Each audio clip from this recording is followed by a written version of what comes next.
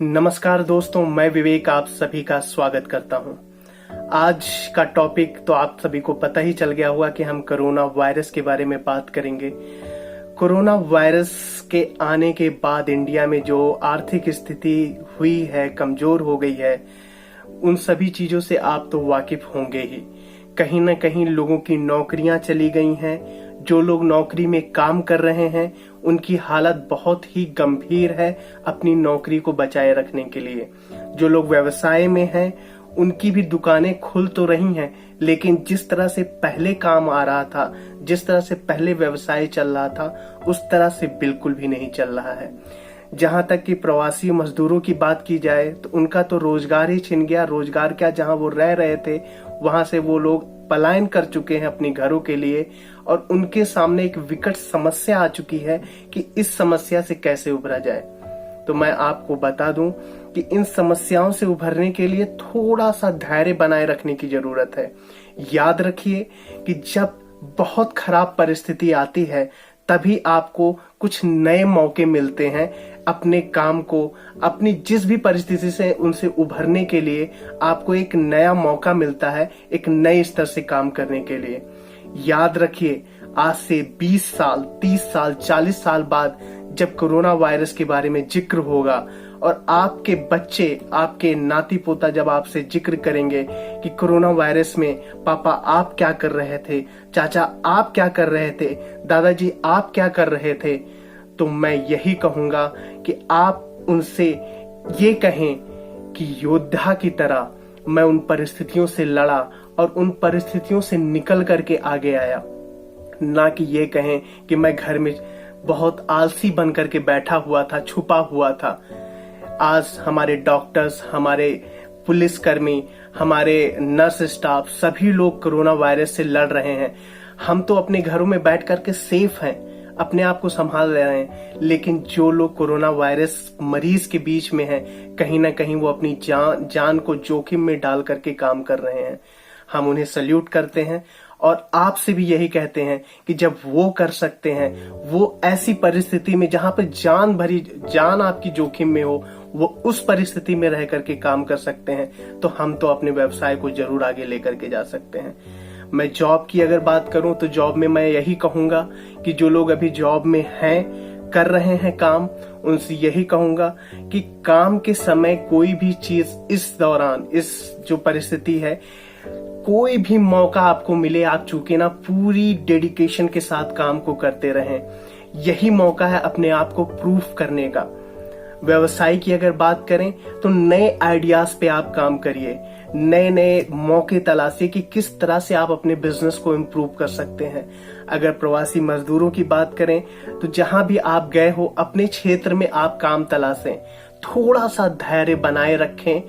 यकीन मानिए, कोई भी परिस्थिति हमेशा नहीं बनी रहती। समस्याएं हैं तो वो जाती भी हैं, बस हमें रास्ता तलाशने की जरूरत है।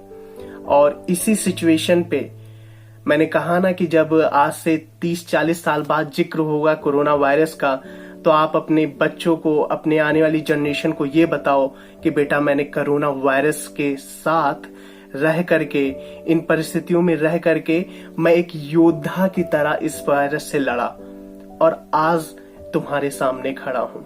तो इस परिस्थिति पे मैं एक कविता आप सभी के सामने पेश कर रहा हूं, गौर करिएगा।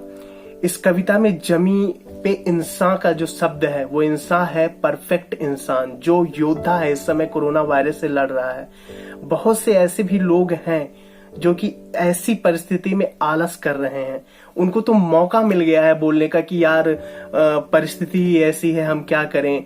फैमिली से, अपने फ्रेंड से, अपने ऑफिस में वो आलसी लोग ये बातें बोल करके अपने आप को सेफ कर ले रहे हैं कि अभी तो क्या कर सकते हैं, अभी तो परिस्थिति ही ऐसी है।